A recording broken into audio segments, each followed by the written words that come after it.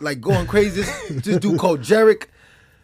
Like I'm talking about the beast is harder than Davido. the beast. Where's the hustle for on? Davido feature no Jerick. Feature Jerick. I swear you could have Jerick me how hand up hit. Davido. Equal and Davido one imaka Jerick onyegu. So Davido, we want something from Goa. Oh, he feature Jerick. I bet you that Jerick goes egu. To start with feature Jerick on any hit. Hobla was radio or hobla was school song or love song or dance song. Jerick here.